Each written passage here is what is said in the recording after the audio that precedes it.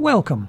In this video we will look at creating a custom color picker control for a form with the PowerBasic Windows Compiler. This is the application as we left it at the end of the last video. Now from the last video there's a couple of things I wanted to tidy up. One of which was the accelerator keys on the menu, which we had to turn off in order to be able to key properly within the text box. So that's the first thing we're going to fix. If we have a look at the attach menu, I noticed that there was something that wasn't quite right in here. Which was that? Right, that's that bit sorted. Okay, now the accelerator menus are the bit we're talking about. What we'd put in is we'd put in the hotkeys of L and S to trigger these two menus. Now that's fine if there are no text boxes on screen, but in this case there were text boxes on screen. So what we want to do, we want to change this. So the easy way to do this, if we go to our attach menu, at the moment we're putting the L key on screen. So what we'll do is we'll amend the text that appears on the menu option to give the user the information that they need to press the control and the letter key. Now that handles the text on screen, but we still have to change the attachment of the accelerator itself. Now it's quite easy to do. At the moment, in here where it's attaching the accelerators, it's putting in a virtual key or a no invert option. We want to add one simple option like that. This means the user has to press the control key in addition. So in addition we have to comment back in the code we commented out that attached the accelerator. So we put that back in again and try running it.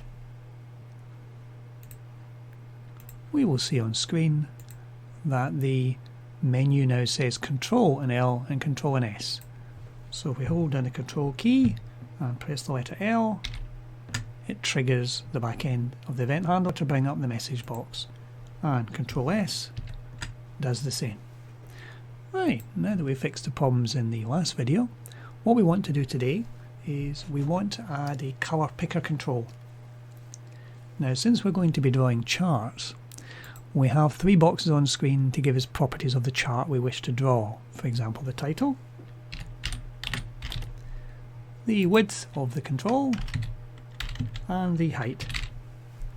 Now, in addition to typing in the text that we wish to have as the title of the chart, what I'd like to do today is to create a generic little color picker control just to sit to the right of that control so we can actually pick the color we want the title to be.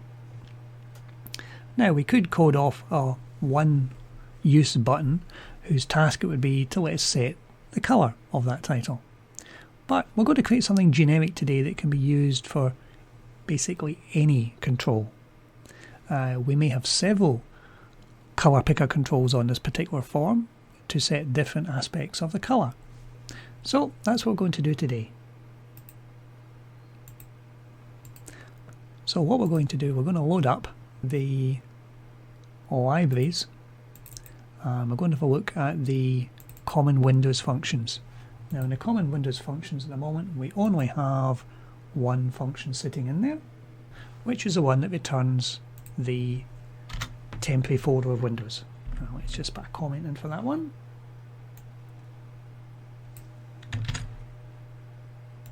Just so we know what it does. So we're going to create a new function in here, and this is going to be our color picker.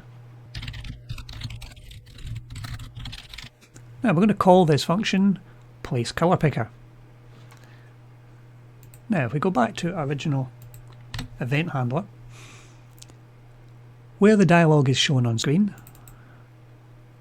this is where we want to trigger the call to our new function.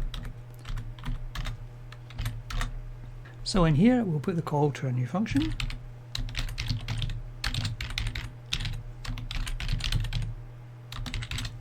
and we're going to have to pass it some parameters. The generic function is going to have to know which dialog we're actually talking about, which is stored in the HDLG variable. We want it placed to the right of a particular control, and that's the one that contains the text, which is this one here. So if we pass it the handle to that control, it will know where to position it on screen, and we also will need a unique handle for this little control button we're going to be placing on screen. So we're going to create a new constant called callTitle, and we will create that one right at the beginning where we're doing all our other constants, and we'll put it in here, and just to keep it away from all the rest, we'll give it a value of 5,000. Right, okay, having done that,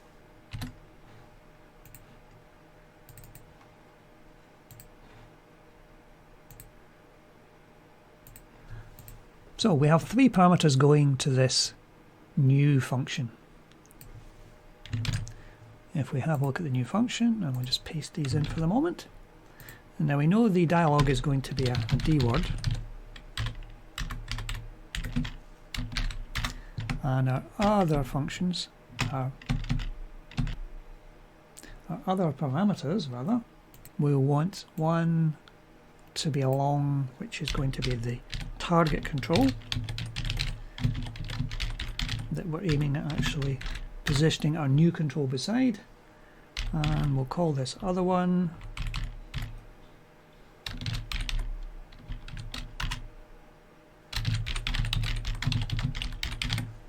call control. So it's always good to document these things.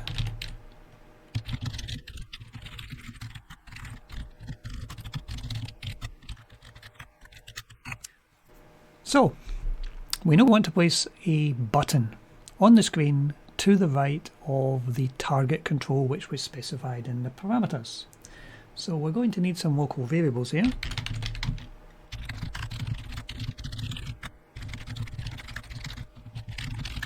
Now I'm going to use these 4 parameters to work out where on the screen our target control actually sits and how wide and how high the control is. Now we know from looking at our dialog earlier that it's a text control, and what we can do to get this information back from it is the control get location and control get size commands.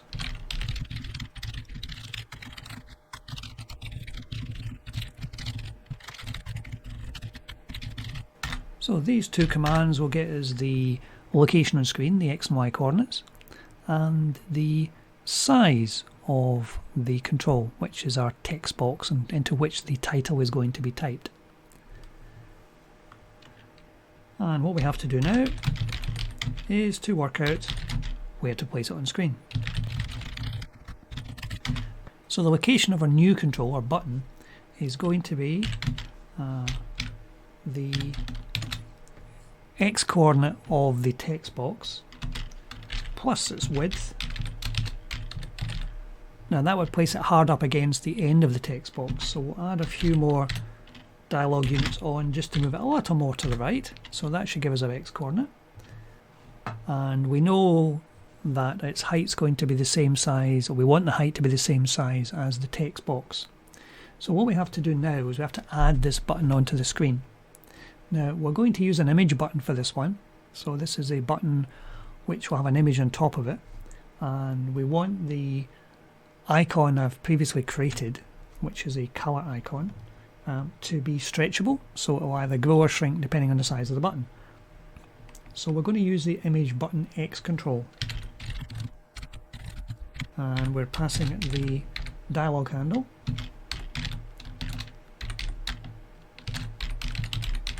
the handle to the control which we've passed in. Now we'll need to give it an icon. Now we haven't put our icon into the system yet, but let's just call it for the moment. We'll give it a name of call icon.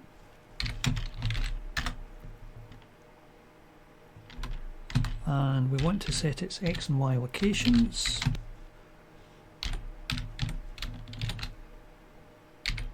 And its height. In this case, it'll be the same height as the target control. And we'll want its width to be the same as its height. So basically it's a square button. And then we've got a number of parameters to put in for the properties of our image button, which I will paste in.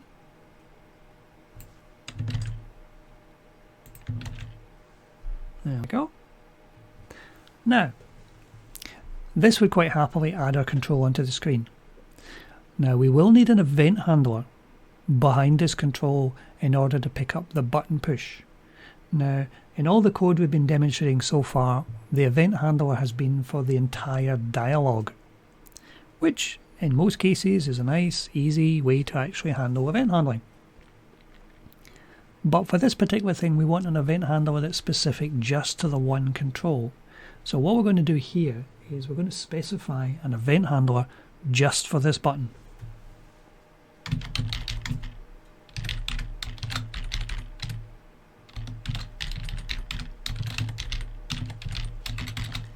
Now, we haven't created this function yet, but we're specifying it. Now, a couple of things we have to do then. We will have to create a callback function for this, and we'll have to create an icon. So we'll do the icon first. Now we'll put the icon in here at the top so that you don't have to specify it in every program you write that uses this common control. And we called our icon handle call icon.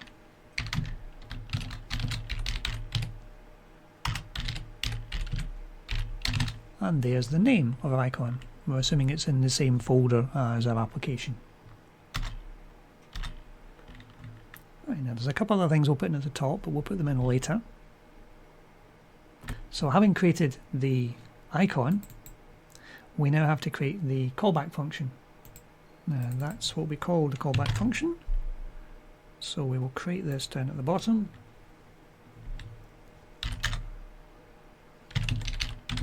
All callback functions are preceded by the word callback, and then function, and then the name.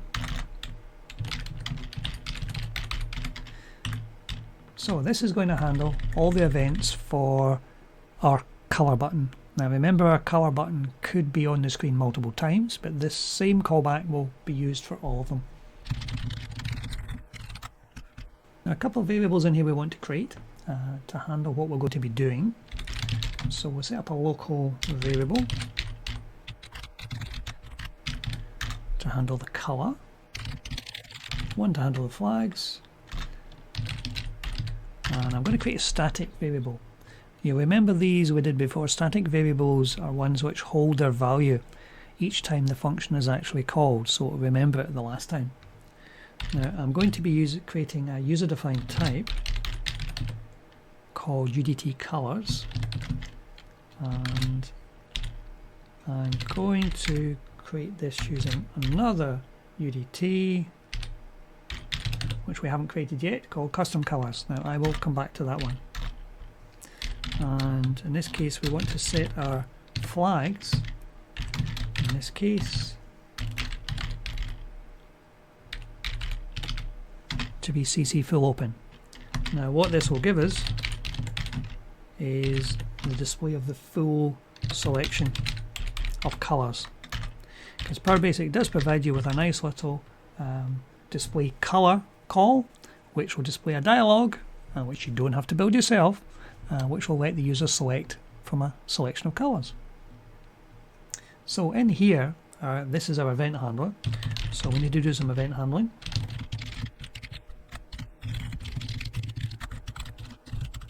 So what we need to do here is we need to pick up the type of event.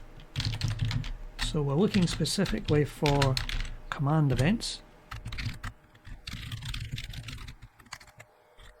And we are specifically looking for button clicks, because this particular control, the only thing we're interested in is when the button gets clicked.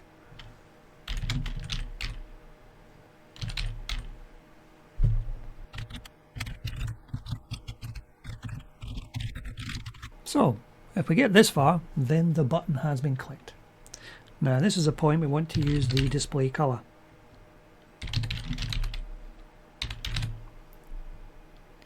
Now if we have a look in the help file, you'll find the display color is fairly well documented. Lets you display a color dialog on the screen, X and Y coordinates on the screen, your first color, an array for custom colors, and some flags. Now we're using the CC full open, which causes the entire dialog to appear, which will allow the user to create custom colors other than the basic 16, which is really quite good. So if we start to put that in, we have to pass the handle the dialog we're on, which is nicely stored in the CB handle. Now at the moment I'm not that fussed where on screen we actually position the dialog, so we'll just leave those blank. We'll start with our default color being black. The user-defined type we specified earlier is going to be used in here. This is the one that will hold our color palette. We then want to give it the flags, and we're storing the output from that dialog in a variable which we've declared earlier, which is long color.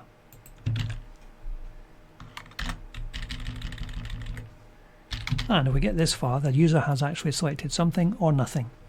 So we want to save the color picked. Now if the long color is equal to -1, then the user has not selected another color. So if the user selects -1, we will quietly not save the color. Now when we have long color populated, we need to store it somewhere. Now PowerBasic does give you a very nice way of actually storing information within the control itself. There are 8 values you can store within a control, any control, and there are 8 values you can store on a dialog. Now since we're handling a control here, we will store this information in the control itself using a command called control set user. Now it takes a number of parameters. It wants the dialog handle, it wants the control handle, and CBCTL works that out for you, and we need to give it a number between 1 and 8. Now rather than just put a number in here, I thought we would create a constant whose job it would be to be almost like self-documenting.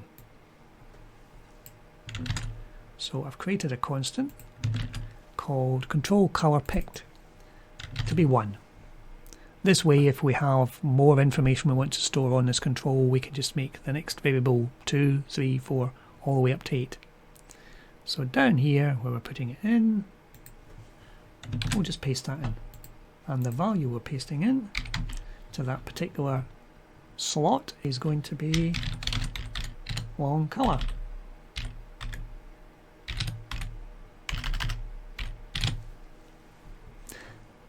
So this is our callback, which will handle the clicking of the button.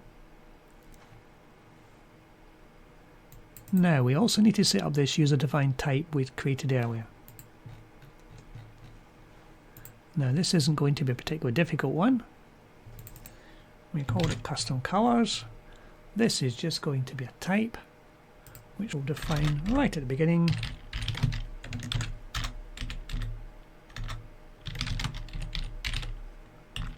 And all it's going to contain are basically 16 long values.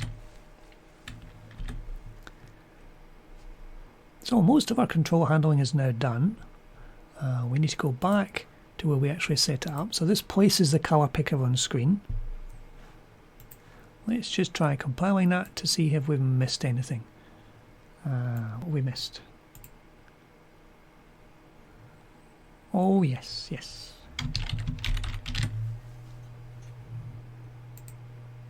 All functions must return something. Let's try compiling that now. Right, that looks as though it's compiling quite happily. So let's try running it.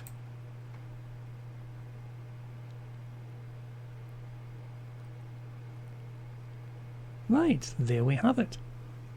We have the three controls we had on the screen before, one for the title, one for the width and one for the height, and we have a new button on the screen which, if we click on it, will bring up a color selector. If we pick a color and hit OK, at the moment it does nothing. It's actually saving the value inside that control. We want to see, has it actually worked? Has it actually picked a color? So we'll need something on screen to actually change the color of, just to prove it works. So if we nip back to our form designer, and we'll create something on screen that we can test. So we will create a new label. Just put that over here. It doesn't really matter what kind of label it is, but at the moment the label is just going to appear as black text. We're going to be using the color picker to actually change that value. So we will just give it a custom name so we can handle it quite easily. We'll click color tester, and if we save that and go back here, if we run it again that would appear on screen, but let's just prove it appears with the black color on it, and there it is. So what we're going to do now is we will put the details in screen of the title and the width and the height, because that form is actually validated. We will then click on the button to set the color, and then when we click the build chart button, we want to pick up the color that's stored within this little button, and we want to apply it to this label on screen. So what we'll do then is we will go down to the event handler where the build button is actually clicked, and this is down here. Now in here at the moment this button doesn't actually do much. It actually doesn't do anything. What we're going to do is we're going to insert a piece of code in here to let it do something. So this is going to be our test of the color picker. So to change the color of an object on screen, which we've done before, we want to use the control set color. We want to give it the handle of the dialog. We want to give it the name of the object which we wish to change. Now we also want to give it a colour, which we haven't got a way of getting yet, but we'll come back to that one. And we want to give it the background colour, which in this case is going to be just the default. And then having done that, we'll want to redraw the object .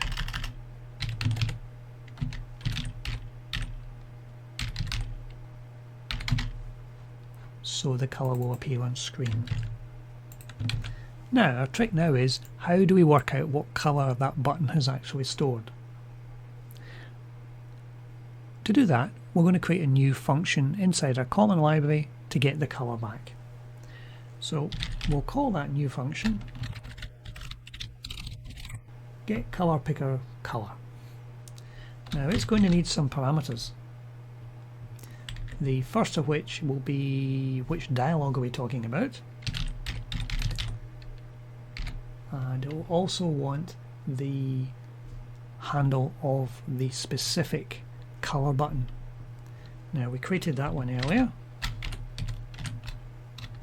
and we called it callTitle. Now this function will return the value that's been stored in that button. So we're going to go into our common library and we're going to create a new function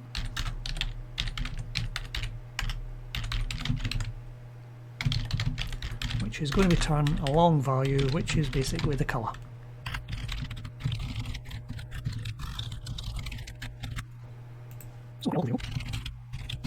Which will store the value, and we want to use the control get user. We use control set user to set the value inside the control, and we're going to use control get user to extract it. Now our parameters coming in, we want our dialog handle,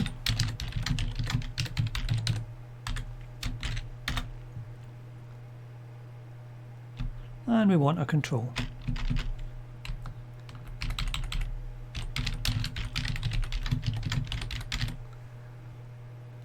So we'll use our dialog handle as the first parameter, the control as the second parameter,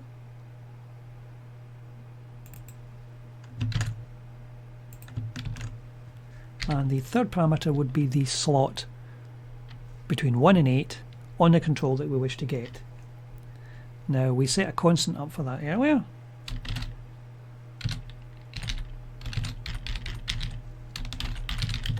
which does have the value of 1, and we're sending it to the long color variable, and all we need to do then